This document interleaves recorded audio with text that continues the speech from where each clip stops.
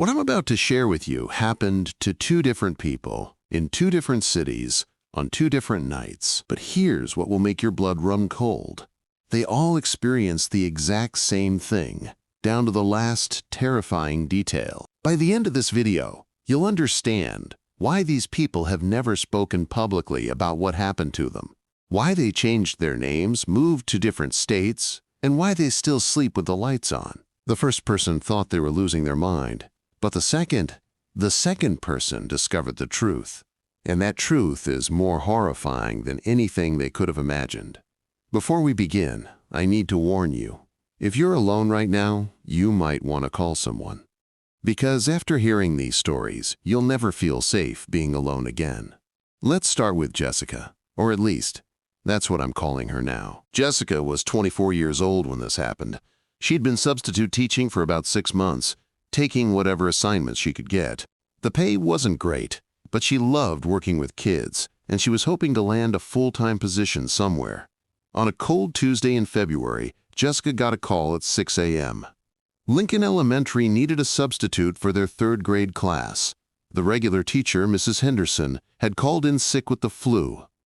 Jessica had never worked at Lincoln Elementary before, but she'd heard good things about it. Small school, good kids, supportive administration. She grabbed her teaching supplies and headed over. The school was older than most, built in the 1950s with that classic brick and tile construction. Long hallways that echoed when you walked, tall windows that let in streams of dusty sunlight, the kind of place that felt warm and safe during the day but might feel different after dark. Jessica arrived at 7:30 a.m. and checked in with the principal, Mrs. Rodriguez. She was given Mrs. Henderson's lesson plans and the key to classroom 14B. "The kids are great," Mrs. Rodriguez said as she walked Jessica down the hallway. "Third graders, so full of energy. Mrs. Henderson left detailed notes for you." Classroom 14B was at the end of the East Wing. As Jessica unlocked the door, she noticed something odd about the nameplate beside it. It read, "Mrs. Henderson, room 14B." But underneath, there was another nameplate that had been painted over. She could just make out the letters underneath. Miss something. 1987. Jessica shrugged it off. Old schools often had layers of history like that. NTHE morning went perfectly. The kids were wonderful, curious, engaged, well-behaved. Jessica felt like she was really connecting with them. During lunch, she sat at Mrs. Henderson's desk grading papers, feeling optimistic about her future in teaching. That's when she found the note. It was tucked inside Mrs. Henderson's gradebook, written on yellowed paper in handwriting that was definitely not Mrs. Henderson's.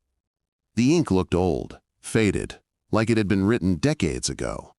The note said, "If you're reading this, then it's happening again. Check the attendance from 1987.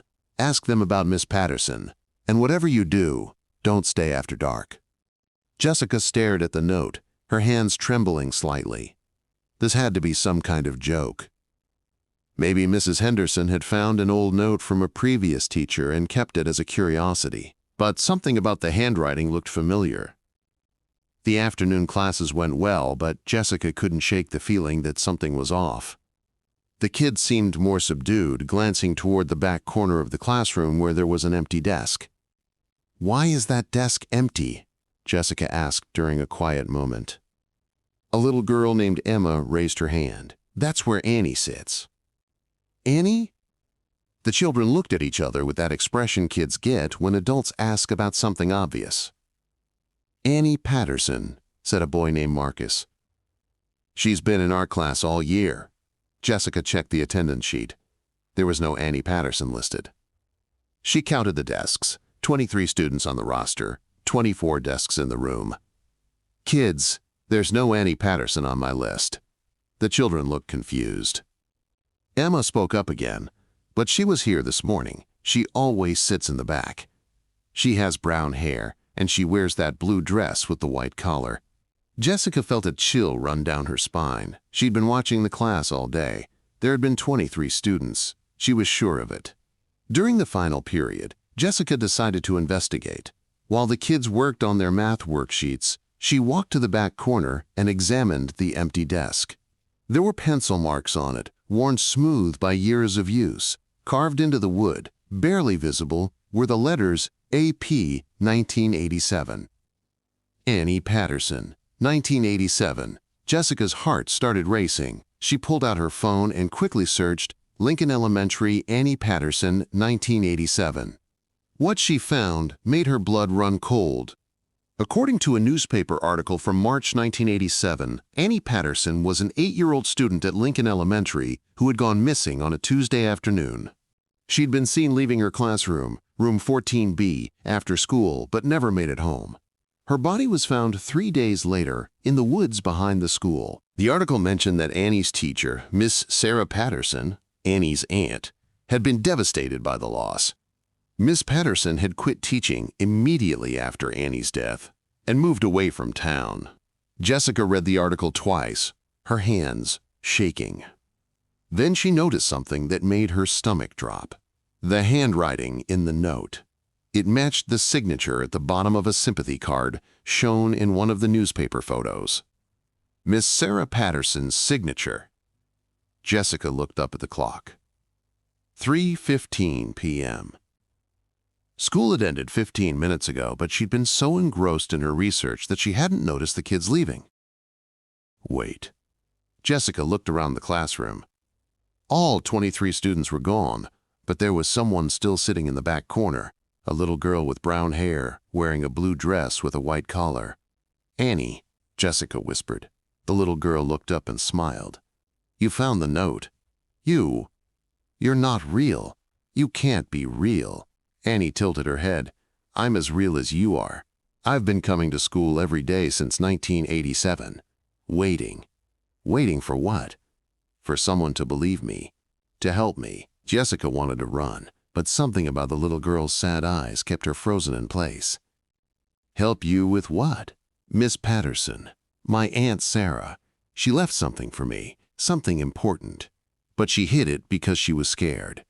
She knew that if people found out the truth about what happened to me, they'd never believe her. What truth? Annie stood up from her desk and walked closer. As she did, Jessica noticed that her feet didn't quite touch the floor. I didn't die in the woods, Annie said quietly. I died right here, in this classroom.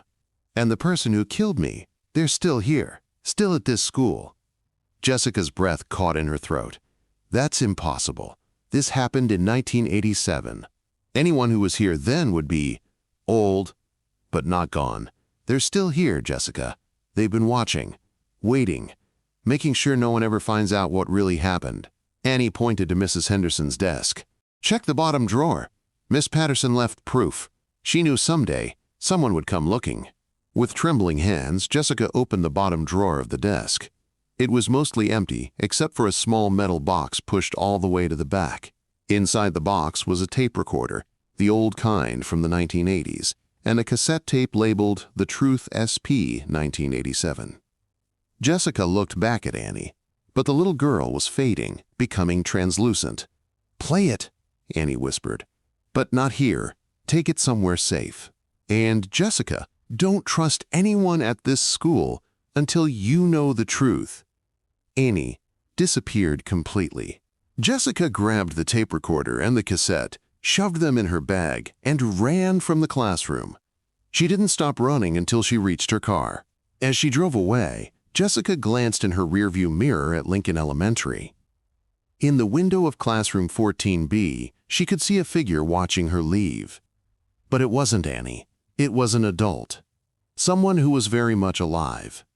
Someone who had been waiting 35 years to make sure the truth never came out. Jessica never returned to Lincoln Elementary. She quit substitute teaching the next day and moved to a different state.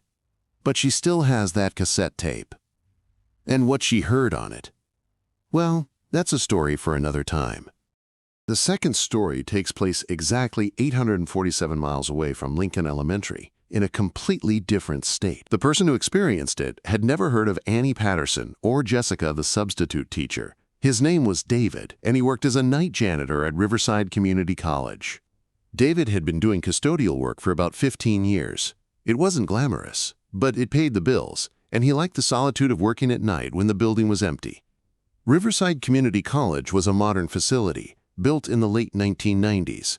Clean lines, lots of glass, efficient fluorescent lighting. Nothing creepy or old-fashioned about it, just a practical building where people came to learn during the day, and David cleaned at night. David's shift started at 11 p.m. and ended at 7 a.m. His routine was methodical. Start on the third floor and work his way down, cleaning classrooms, emptying trash, mopping floors, restocking supplies. He could do the whole building in about 6 hours, leaving him time to catch up on paperwork or just sit quietly in the break room. It was on a Tuesday night in March, exactly 1 month after Jessica's experience at Lincoln Elementary, when David first heard the voice. He was cleaning a classroom on the second floor, room 247, when he heard someone calling his name from the hallway. "David, David, can you help me?" It was a child's voice, a little girl. David stopped mopping and listened. The building was supposed to be empty except for security, and security was just one guy who spent most of his time in the front lobby. "Hello?" David called out. Silence. David shrugged and went back to mopping. Old buildings made weird noises sometimes, even new ones. But then he heard it again. "David, I'm lost. Can you help me find my classroom?" This time, David was sure. It was definitely a child's voice, coming from the hallway just outside room 247. David walked to the door and peered out. The hallway was empty, lit by those harsh fluorescent lights that made everything look pale and institutional. "Hello? Is someone there?" No response. David walked down the hallway, checking each classroom door. All locked, all empty. He pulled out his radio and called security. "Hey, Mike, this is David. You got anyone in the building tonight? Kids, maybe?" Mike's voice crackled back. "Negative, David. Building's been locked down since 9 p.m. Just you and me until morning." "Okay, thanks." David went back to his work, but he couldn't shake the feeling that he was being watched.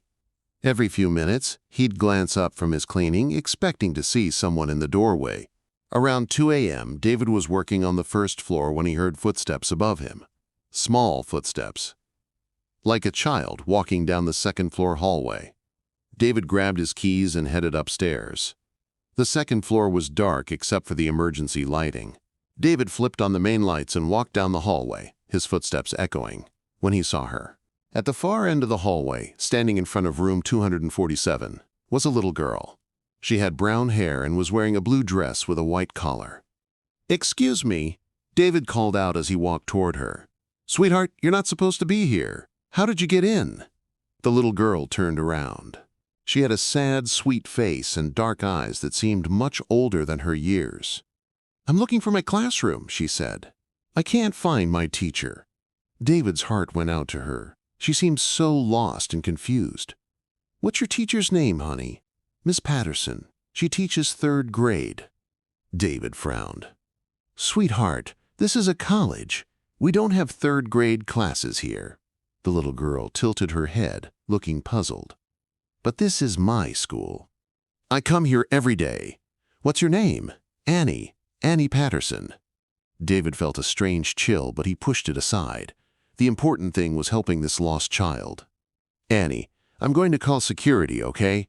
We're going to find your parents and get you home safe." David reached for his radio, but when he looked up, Annie was gone. "Annie? Annie, where did you go?"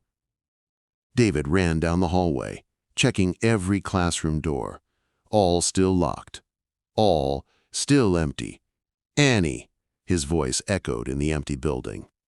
David called security again. "Mike, I need you up on the second floor. We've got a situation." Mike arrived 5 minutes later, out of breath from running up the stairs. "What's going on?" "There was a little girl up here, about 8 years old, brown hair, blue dress. She said her name was Annie Patterson." Mike gave David a strange look. "Patterson? You sure about that name?" "Yeah, why?" Mike was quiet for a long moment. Then, "David, I've been working security at colleges for 20 years, and I've heard that name before. At other schools." "What do you mean?" "I mean, I've gotten reports about a little girl named Annie Patterson at 3 different colleges I worked at. Always the same description. Brown hair, blue dress, looking for her 3rd grade teacher. David felt his skin crawl. That's impossible. I know it sounds crazy, but I keep a log of unusual incidents. Want to see? Mike pulled out a small notebook and flipped through it. Here, Brookfield Community College, 2018. Report of a little girl on campus after hours, identified herself as Annie Patterson. Security footage showed nothing. He flipped more pages. Central City College, 2019. Same thing. Little girl, same name, same description. Custodial staff reported seeing her, but she always disappeared before anyone could talk to her for more than a few seconds. David stared at the notebook. Mike, what are you saying? I'm saying maybe we're dealing with something that doesn't make sense. Something that follows people who work alone at night in schools. That's when they heard the voice again, coming from room 247. David, Mike, I need your help. Both men turned toward the classroom. The door was standing open, even though David was sure he'd checked it earlier and found it locked. Inside the room, they could see a faint figure standing by the blackboard. She left something for me, Annie's voice called out. Something important, but I can't find it by myself. David and Mike exchanged glances. Should call the police, Mike whispered. And tell them what? That we're seeing a ghost? David walked toward the open classroom door. Against his better judgment, he stepped inside. The room was cold, much colder than the rest of the building. Annie was standing by the blackboard, but she seemed more solid than before, more real. Annie, what did she leave for you? Miss Patterson hid a tape recorder. She recorded the truth about what happened to me. She said someday, someone would need to know. Annie pointed to a vent near the floor. It's in there, behind the grate. David knelt down and examined the vent. The screws were loose, like someone had opened it recently. He unscrewed the grate and reached inside. His fingers touched something metal, a small box. Inside the box was an old cassette recorder and a tape labeled, The Truth, SP 1987. Play it, Annie whispered. David looked at Mike, who nodded. David pressed play. The tape crackled to life, and they heard a woman's voice, shaky, frightened, but determined. My name is Sarah Patterson. If you're hearing this, then Annie found you.